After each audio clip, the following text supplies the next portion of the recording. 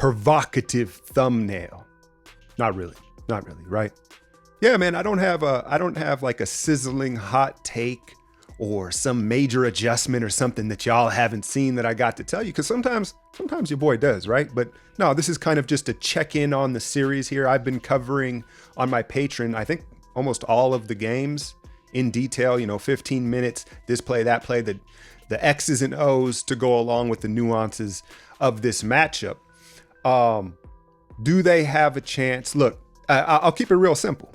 If they had Paul Millsap when they originally got him from Atlanta, right, a few years ago, Paul Millsap, I think they would have a very strong chance. But I think Paul is at a point in his career where he probably shouldn't be a starter, right? He no longer, because he was an undersized energy power forward that his skill set grew along the years to where he eventually was like an all-star, right?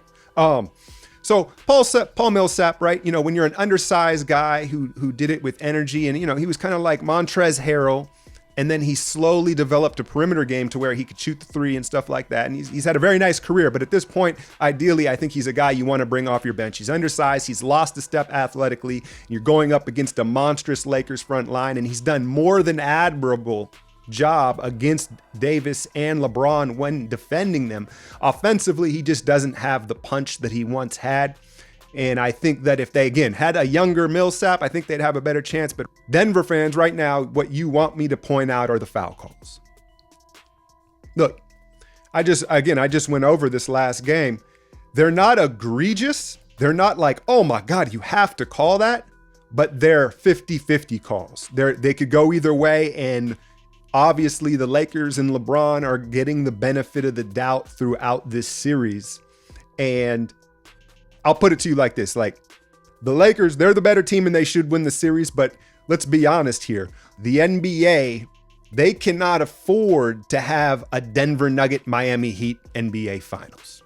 They do not want that. So I think they're taking their precautions and making sure that the LeBron-led Lakers get the benefit of the doubt on all these bang 50-50 calls. That being said, I'm not trying to say Denver would be winning the series without the calls. The Lakers are the superior team. Anthony Davis is the superior big. Here's where I lie with Jokic. Okay. I'm impressed, man. And at the risk of him making me look silly again with a hot take or something like that, I know that there's still games to be played here, and he can have an outburst and lead them to victory, right? I understand that, but here's where I put him. I put him as a top 5 big. Where you want to arrange that, and this is debatable, and I'm gonna come out with my positional rankings here this offseason, this weird offseason that we're about to have. But you've got AD, you've got Jokic, you've got Embiid, you've got Karl Anthony Towns, and are we gonna put Giannis as a big, right? And Towns is probably at the end of that list, right? But some of these guys, they're young enough where this list could shift. But right now, I think AD, if things continue, and you've got Bam Adebayo, excuse me. I want to put Bam in that list as well. But I think right now, the way things are headed in this bubble, AD is going to sit atop that list, right? And you saw him come out and just be so aggressive there. What did he start 8 for 8 and putting pressure on the defense, man. And now you expect Jokic to probably come out in game 5, right? With that same kind of attitude. They're trading punches, and this is what we came to see. But with Anthony Davis, it's like, look, man, I think Denver's strategy you see with Millsap or Grant or whoever it may be, they initially are going to try to guard you one-on-one. And if you don't put that pressure on their defense, they're going to get away with it for a while. And your offense isn't good enough. You don't have enough other offensive creators for you not to be that aggressive. And I want to give AD credit, because I'm sure I've called him. I mean, if you want to go back through my videos, I'm sure I've called him soft a handful of times, and we talked about his dog and all this stuff like that. I don't think it was a toughness issue. I think it's a durability issue more so, but he did roll the ankle. I haven't even looked at the injury report or news today. It looked like a high sprain to me. The way it popped over, it was violent. And it looked like it hurt, right?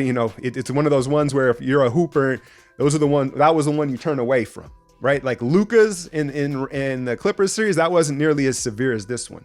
But everybody's body responds, and Luka is not nearly as reliant on his athleticism.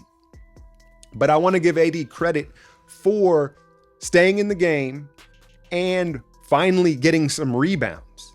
Because again, hoopers, like what's the last thing you want to do after you've rolled an ankle in a game? Get in the paint and fight for rebounds, right? That's like the most tentative and vulnerable spot, contesting shots and going for rebounds in the crowded paint. And AD did that, and he secured several important rebounds to secure that game late. They hit their free throws, but the Lakers offense is just too stagnant. And I think that Frank Vogel deserves some of the blame. He's got to take a little portion of that. LeBron's letting the clock get way too down before he starts to initiate. And like, for instance, you're seeing the Heat do the same thing. The Heat are so patient in their offense, and a lot of their shots come with like 2-3 seconds left on the shot clock. The difference is the Heat have so many different shot creators and playmakers on the floor that they can they're afforded that luxury. With the Lakers and their other options, their role players, they need it kind of served up on a silver platter. Otherwise, it's not going to happen. So I think they need to go earlier, and they need to work something out here with this late game offense. LeBron's going to have to find his touch or something like that. What about Dwight though? What about Dwight, man? I gave some blame to Vogel as far as the stagnant offense. I understand that's what they've kind of been doing all year, but you got to have something in your back pocket. And you we all saw it coming that Dwight was the move that Vogel had to make, and it paid dividends right away, right? His physicality, his energy, his rebounding. And I want y'all to notice something though. They almost ice him out offensively. Like, he will rim run, seal deep in the circle, scream for the ball, and they'll just look away and like reset the offense. And I was joking in my breakdown about it. Like, it's almost as if they don't want to give him any touches to make him that much more hungry on the glass. It's like, nah, Dwight, the only way you touching the ball, bro, is if you get a rebound. Sorry. And I think it's funny, but I think it's a mistake. Look, I'm not saying give Dwight Howard a bunch of post touches, but when he's sitting over on the weak side and Jokic is in the paint, you might want to throw a lob or two because you're probably going to get points out of it. And you also are going to draw fouls on Jokic, right? So I just think it's a weird thing that they kind of ice him out. There was a Kuzma appearance last night. I won't hold my breath for any more of those, right? But yeah, man. Vogel, I wanted to give him credit for just doing the obvious things. So many times in a series, there's like these obvious things that should happen with rotations and things like that. And it's like, and the coaches, I don't know whether they outthink themselves or it's an ego thing, but Vogel just did the obvious things. Start Dwight, cut back on Green's minutes, and play a little more Morris, right? And they pulled through. Playoff Rondo, man. I guess my hat's off to him, man. It's not the plays or the points. It's when he decides to make plays and points, and it's crucial, man. But Laker fans, when are y'all gonna get rid of Danny Green? Like, Danny Green, I think right now to me is the elephant in the room. Like, he is awful. He's awful, man. He's awful. I don't know what else more to say. Like, let me ask you this: does Jamal Murray get more excited when he sees his girl or Danny Green in front of him? Like, I'm serious. And I think it pertains to all the Nuggets guards. Monte Morris, Harris, there's a level of confidence when Danny Green is guarding these guys. They're like, he can't hold me at all. Like, it's really, they all have a swagger about it. And look, is he a terrible, terrible defender? No, but at this point, he's not a good one. He's not shooting the three well. I mean, where would y'all be without KCP? Mr. Clutch. The scapegoat for the Lakers the last 2-3 seasons. How ironic is it that KCP is now like your third option somehow, some way? Wouldn't that be crazy if y'all got a chip with KCP being the number 3 scorer, right? But you probably want to give Rondo like split credit with that. We'll see how it all plays out, right? But yeah, I think Denver is going to get this game 5, right? We know that they are hard to kill in elimination games. They've got a lot of elimination game experience and success. And so I think we'll get a very highly motivated Jokic. And I think the referees will try to be more balanced, at least for this game, because it's like the more games, the more revenue it is, right? But I think that it will ultimately be a 6-game series, right? And the Lakers will finish it out in 6.